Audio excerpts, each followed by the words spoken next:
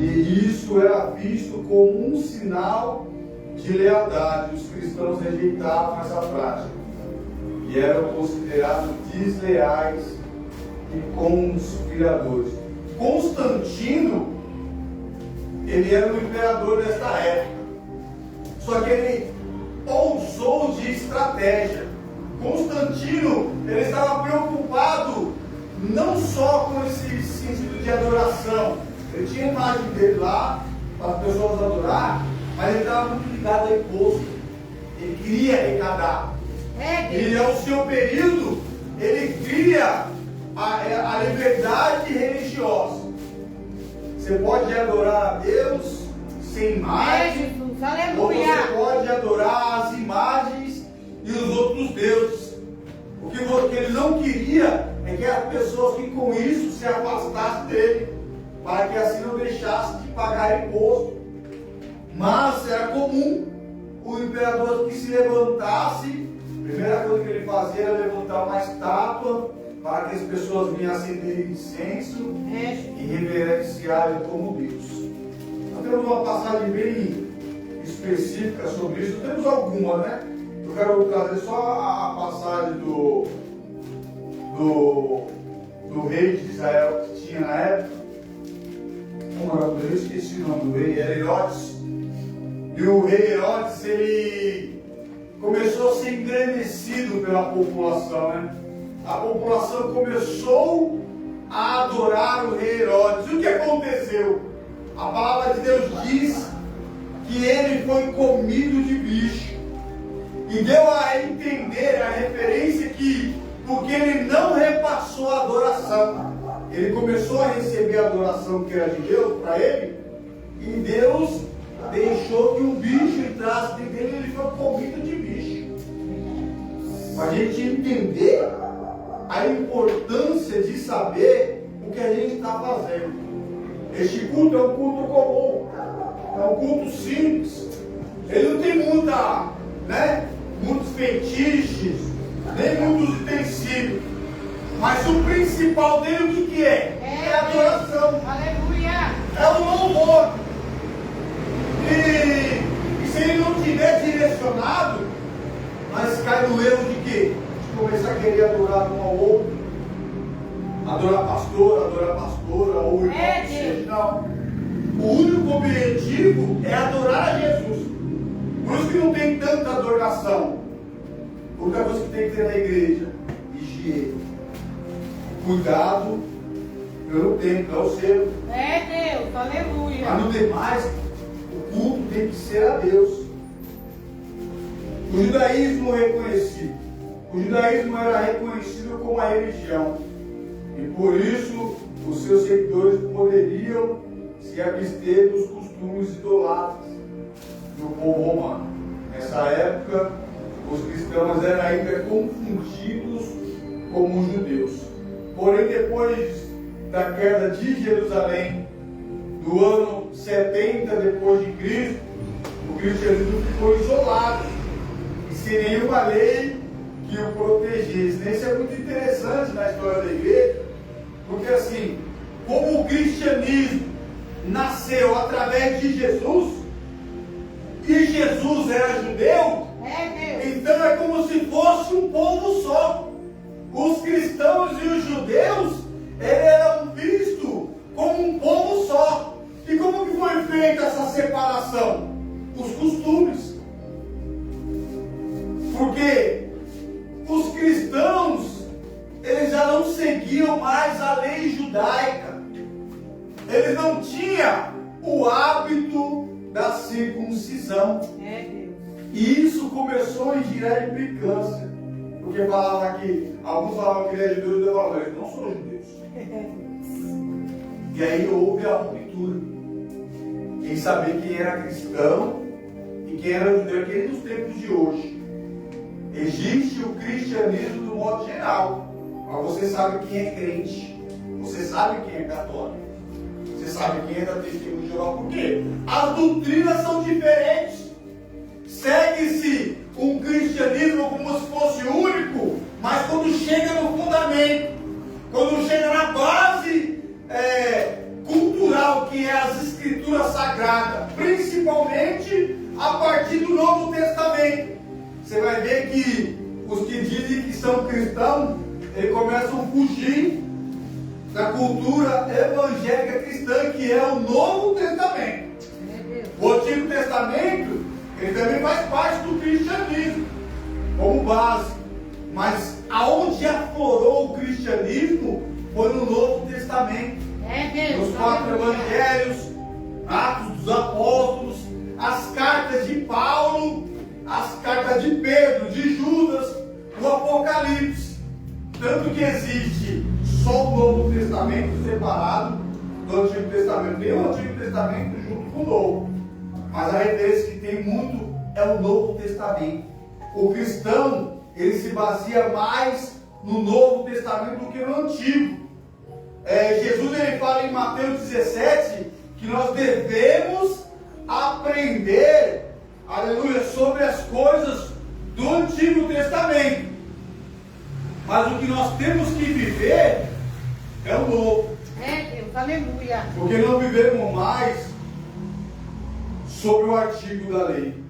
Glória a Deus, O que nós aleluia. vamos aprender? Que a lei foi abolida. A lei foi tirada. Então nós não temos mais o jugo da lei. Aleluia. Nós vivemos agora debaixo da graça. Porque a lei mandava circuncidar. A circuncisão era feita só no homem. Não era feita na mulher. Mas era o sinal da marca do povo de Deus. E Jesus falou: não circuncisam a carne, mas sim o coração. Aleluia. Ele estava querendo dizer o quê? Um coração sincero, um coração reto, um coração quebrantado. Isso agrada o coração de Deus. Aleluia. E também as leis, né? Então quer dizer que o cristão, ele não vive a lei do Antigo Testamento. Vivemos.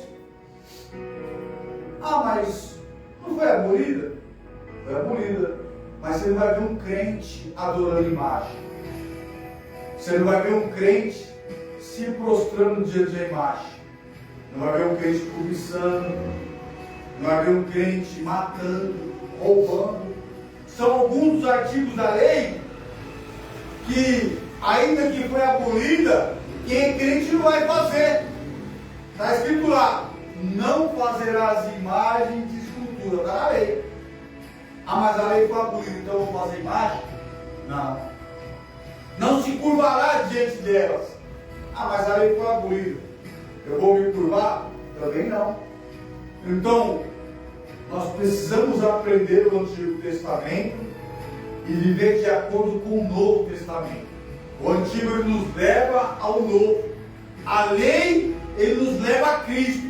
A lei não salvou ninguém, mas ela mostrou o caminho, que é Cristo. As reuniões secretas dos cristãos. As reuniões aconteciam antes do nascer do sol, ou de noite, e eram cavernas ou catatumbas. Por isso circulavam rumores de que os cristãos faziam atos imorais e criminosos, como sacrifícios a crianças, incestos e canibalismo, né? Por ter se separado do judaísmo, ficou difícil cultuar. Você vê, nós temos uma passagem bem comum, quando Paulo, né, que era judeu, ele se levanta agora para perseguir a igreja, porque ele acreditava que Jesus Cristo era uma heresia, que Jesus Cristo era um falso Deus. Então ele se levanta ali no judaísmo, chega nos escribas, nos fariseus, ele pede cartas para poder perseguir aos cristãos. E aí chega a certo ponto que Jesus tem um encontro com Paulo e ele entende que aquilo era a continuidade da palavra. Entendeu? Aí isso também aconteceu com toda a igreja, não foi só Paulo que perseguiu a igreja, não. Então a igreja teve que usar de estratégia, teve que se esconder, teve que criar, teve uns que diziam que tinham sinais, faziam o sinal do peixe, O sinal do peixe era o sinal do cristianismo. O sinal de pão também era o sinal do cristianismo. Por quê? Eles tinham que andar como se fosse algo secreto. Mas aí, graças a Deus, caiu por terra, né? Quanto mais a igreja apanhava, mais a igreja crescia. E isso também passou. A igualdade na igreja cristã. O cristianismo considerava todos os homens iguais, de escravos a nobres, podendo qualquer um desses ser eleitos bispos da igreja. Isso era uma afronta ao Estado romano, que considerava os cristãos anarquistas. Diante da igreja, diante de Deus, não existe melhor que ninguém, maior que ninguém. E isso era ruim, né, para os negócios do antigo. Porque até hoje você vê, tem igrejas que como que é feito? É passado de pai para filho. Não é feita a eleição segundo a vontade de Deus. Está errado? De certa maneira, sim. O Antigo Testamento nos mostrava que o reinado era passado de pai para filho. Mas o sacerdócio não. O sacerdócio, Deus quem levantava o sacerdócio para a obra. E aqui eles queriam implantar um regime igualitário. A igreja tratava como igualdade o irmão mais simples do irmão mais rico. Aquele que era escravo já não era visto mais como escravo, porque ele é crente. Tem uma passagem de Paulo, uma carta que ele escreve, ao qual ele vai recomendar a Onésimo que não visse mais o seu servo como escravo, mas reconhecesse ele como irmão em Cristo. Os interesses econômicos. Como muitos romanos acabaram se convertendo ao cristianismo, os templos idolatras foram se esvaziando e as atividades econômicas se giravam em torno da venda de imagens e esculturas. Os servidores do templo declinou-se, prejudicando todos aqueles que ganhavam a vida por meio de adoração pagã. Segundo Cálice, 1992, a perseguição da igreja cristã foi feita a princípio pelo povo judeu. Somente a partir do governo do imperador Nero, 54 a 68, é que essa perseguição partiu do governo romano. Elas eram locais e esporádicas até 250, mas depois passaram a ser gerais e violentas. Nero foi o primeiro imperador romano a perseguir a igreja cristã. Ele foi acusado de incendiar Roma, mas para se livrar da suspeita, ele culpou os cristãos. Essa perseguição aparentemente atingiu somente a cidade de Roma e a região circunvizinha. E nesse mesmo período, Pedro e Paulo morreram. Em 95, no governo de Domiciano, houve uma segunda perseguição. Os judeus se recusaram a pagar o imposto criado por o imperador, e por serem identificados como os judeus, os cristãos também foram perseguidos. Foi durante essa perseguição que João foi exilado na ilha de Patmos e escreveu o livro do Apocalipse. Entre 100 e 250 depois de Cristo, o cristianismo passa por interdição estadual. Os cristãos não eram caçados. Porém, se alguém fosse acusado de ser seguidor de Cristo, deveria ser condenado, ao menos que negasse a sua fé e adorasse aos outros deuses romanos. Esse não era morto.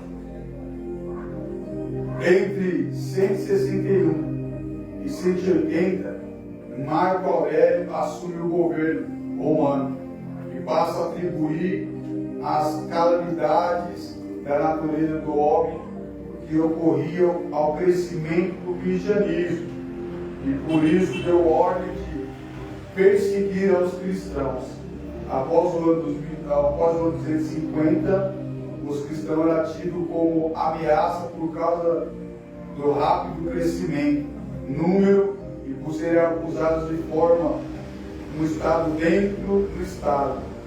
Assim sendo, o imperador Décio promulgou um edito que exigia pelo menos uma oferta anual de sacrifício nos altares romanos aos deuses e aos imperadores.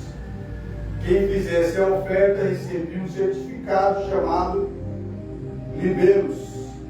Essa perseguição durou até a morte do imperador. No ano seguinte, os imperadores que o sucederam, Décio e Valério, não fizeram nenhuma grande perseguição aos cristãos.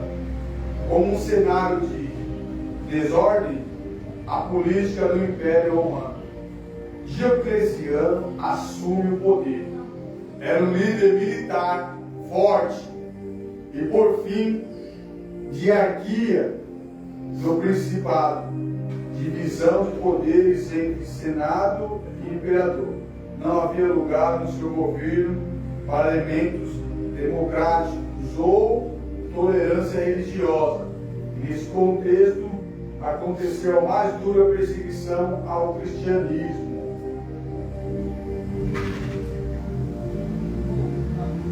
O que a gente consegue entender é que a igreja, desde Jesus Cristo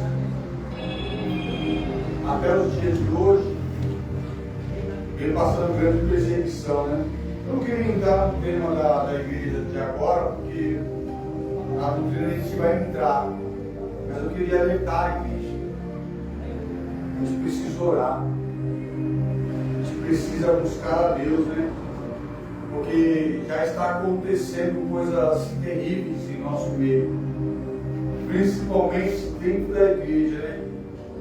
Aconteceu um relato em Belém, eu não posso dizer nem afirmar com certeza sobre os atos que aconteceram em Belém, Belém do Pará, onde nasceu a igreja do Belém, onde pastores foram acusados. A gente não sabe da fidelidade das provas. E também tem acontecido, onde já aconteceu o Gideão, tem acontecido muita acusação contra a igreja. E isso é um sinal de que a perseguição está voltando. E está voltando com força, né, irmãos? O objetivo da perseguição é que as pessoas neguem a fé. Como que está a sua vida diante de Deus? Será que se você for enquadrado como um cristão, você vai negar a Jesus? Você trocaria a sua vida pela vida de Cristo ou negaria para ficar vivo? Estamos chegando em tempos difíceis. Os primeiros editos como ordem de perseguição aos cristãos foram promulgados em março de 303.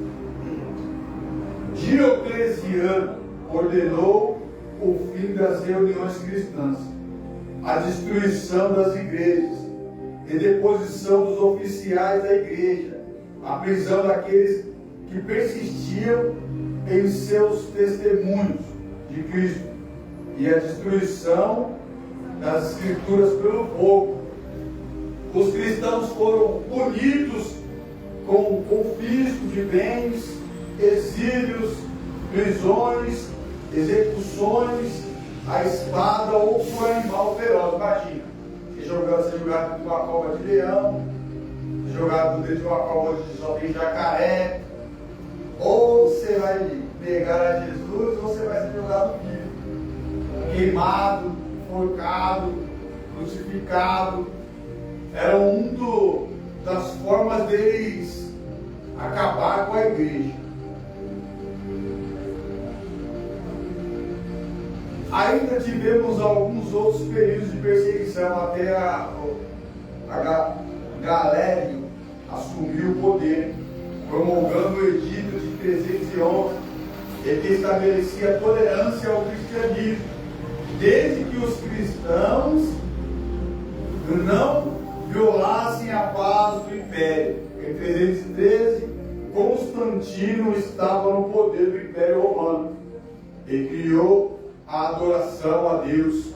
Deveria ser o primeiro e o princípio, cuidando do governante. Por isso ele pensava que não poderia haver outra alternativa senão a liberdade religiosa.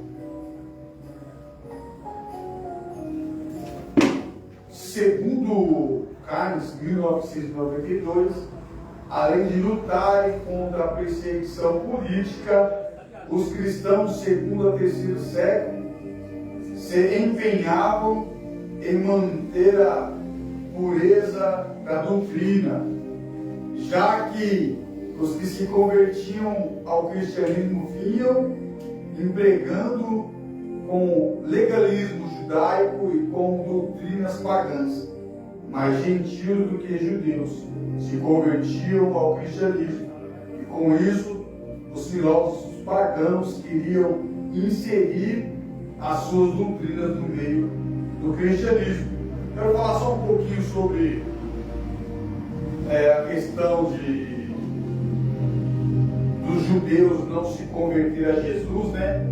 E tem muitos irmãos que tentam criticar isso duramente, mas precisa ler a palavra de Deus. Precisa entender por que eles endurecem o coração para vir para o cristianismo. Por que eles não vêm de uma vez, já que eles já conhecem a Escritura melhor que a gente? E a interpretação dos judeus é melhor que a nossa. Porque imagina, eles são o povo de Deus. Quem melhor para entender a própria língua do que o próprio povo? Mas só que a palavra diz que Deus endureceu o coração dos judeus para que nós fôssemos inseridos no Evangelho. É por isso que eles endurecem o coração, porque Deus, aleluia, porque Deus é quem endureceu o coração deles primeiro. Aleluia.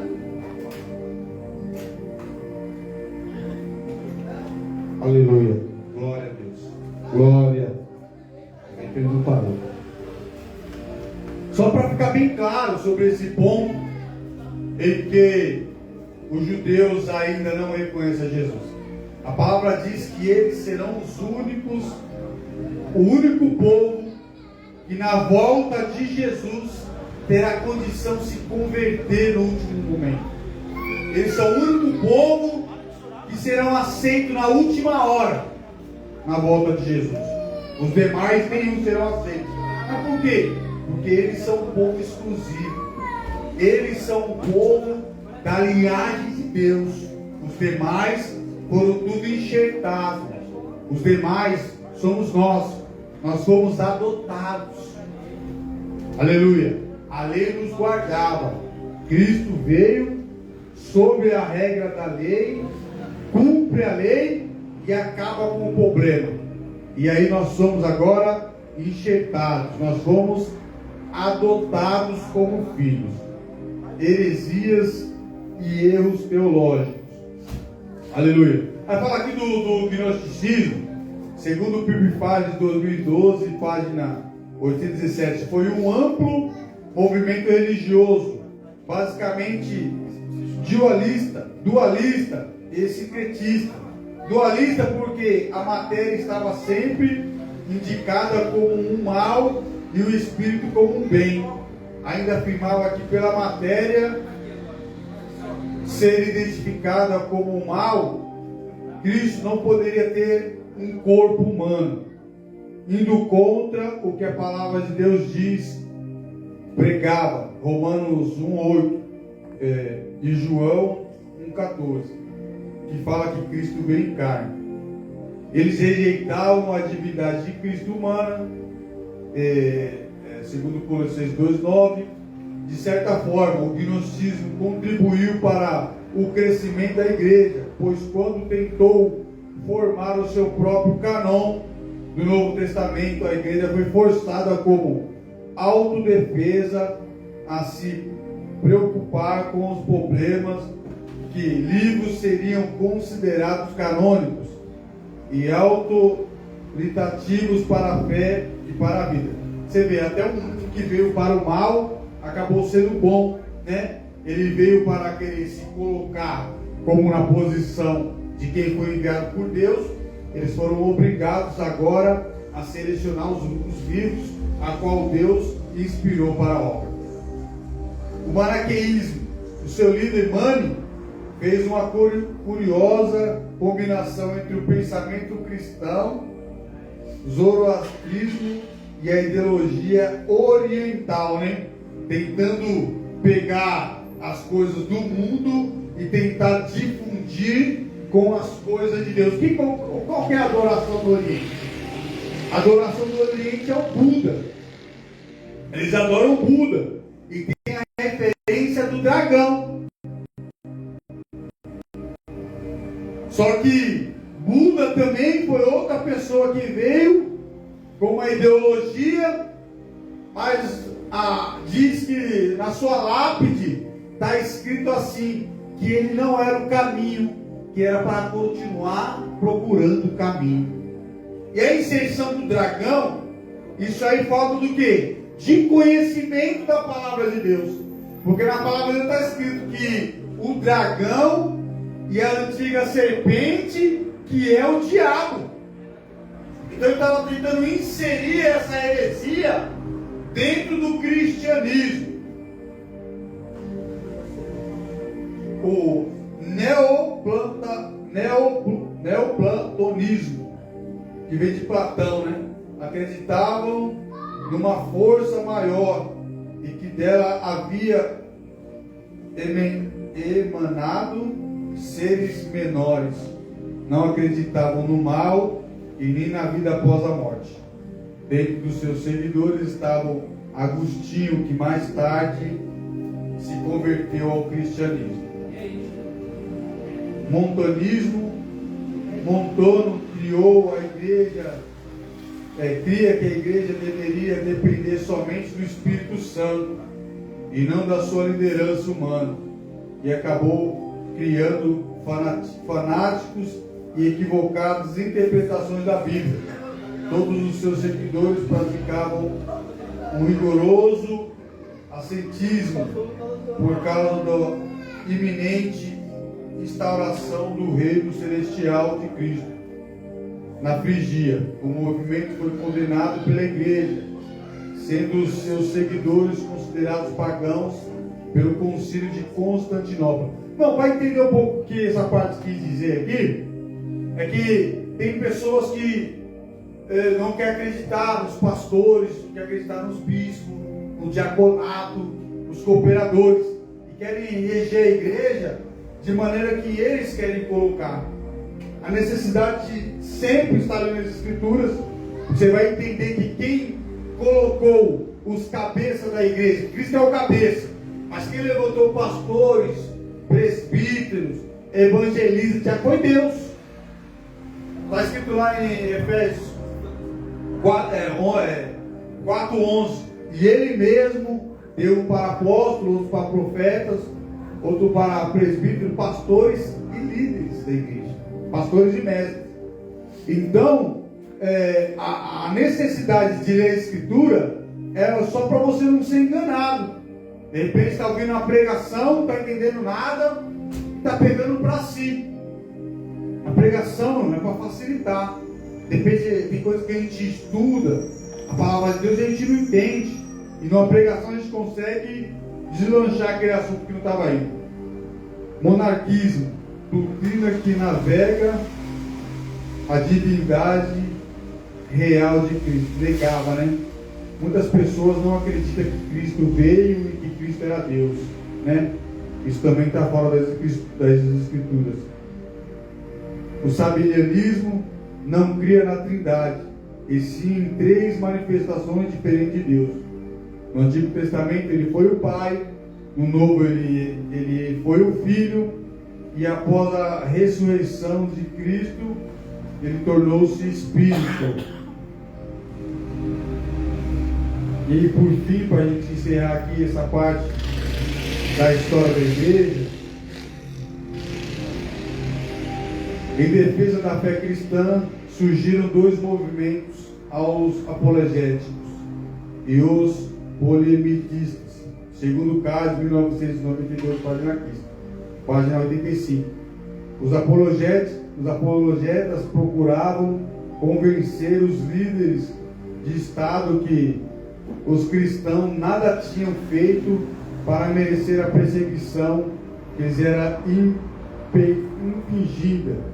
Os polemicistas, com Irineu, procuravam enfrentar o desafio dos movimentos hierárquicos, ao passo que os pais apostólicos escreveram por e para os cristãos.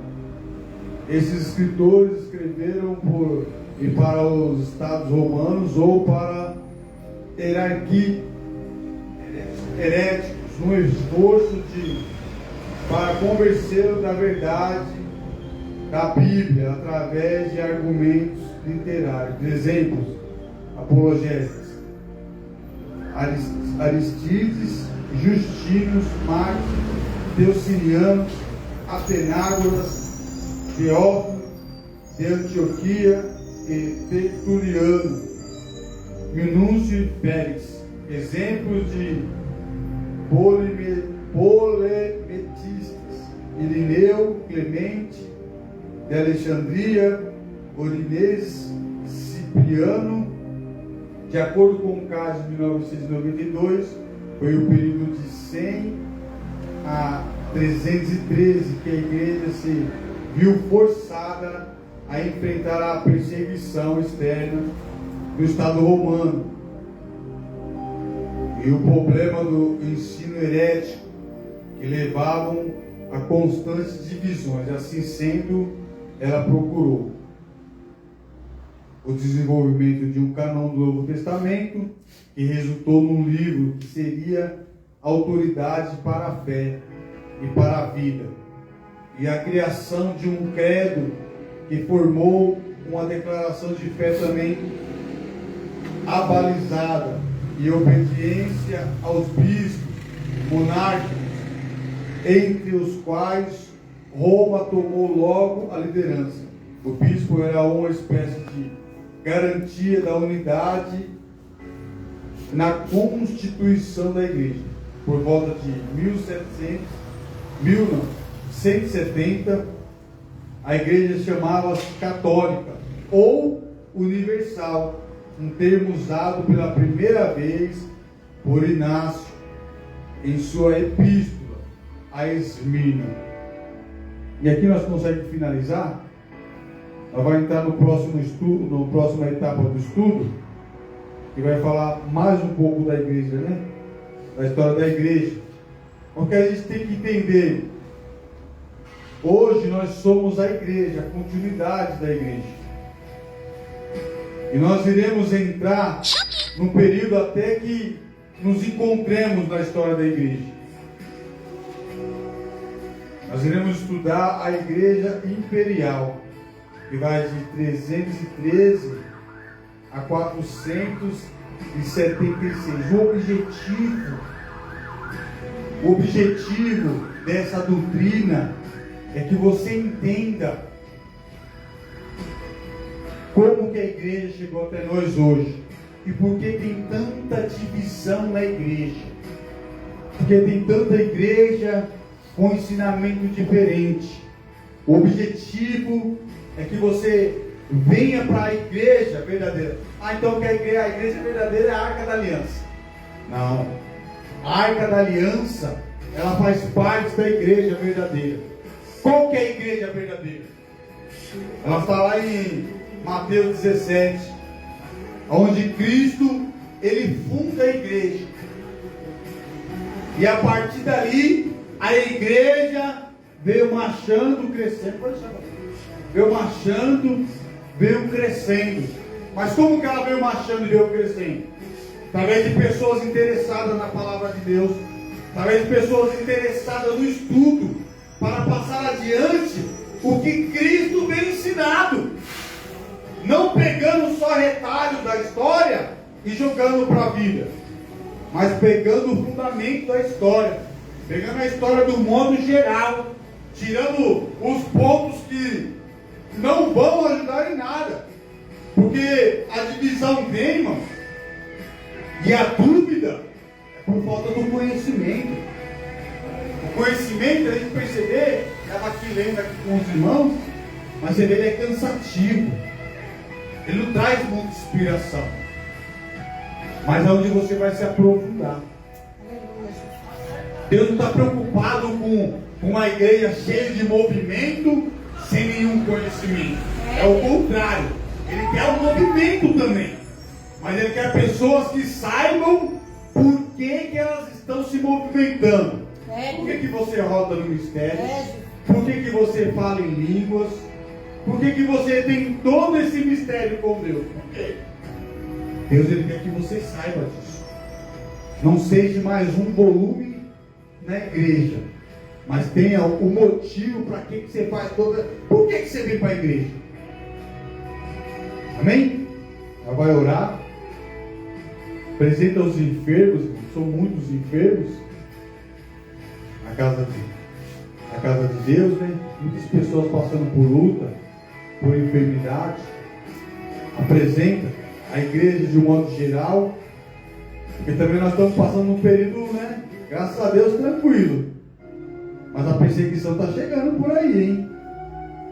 Não seja pegado desprevenido. Não negue a Jesus. Vamos orar. Senhor, meu Deus e meu Pai eterno divino, maravilhoso, poderoso e grandioso Deus. Pai, no nome de Jesus nós queremos Te agradecer, Senhor. Agradecer por este culto, por esta oportunidade. Agradecer, Senhor, pelos louvores que foi entoado, pela palavra introdutória, Pai, ao qual colocou o nosso coração. Também, Senhor, pelo estudo desta noite, que possamos ser dignos de aprender do Senhor e viver com o Senhor. Não deixa nós de fora, Pai, mas coloca a gente para dentro da Tua igreja.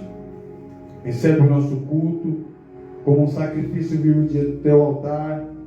É o que nós Te pedimos, Te agradecemos em nome de Jesus. Se Deus é por nós, quem será contra nós? Operando Deus, Quem impedirá? pelo amor de Deus, a graça e a paz do nosso Senhor e Salvador Jesus Cristo, as doces consolações do Espírito Santo de Deus repousem sobre a nossa vida, não somente hoje, mas para todo sempre. Que diga amém. Graças a Deus. Aplaude o Senhor Jesus. Salva o seu irmão com a paz de Deus. Aleluia. E esse microfone aqui é de ferro mesmo, hein? Deu uma queda aqui dele. Viu? Nossa.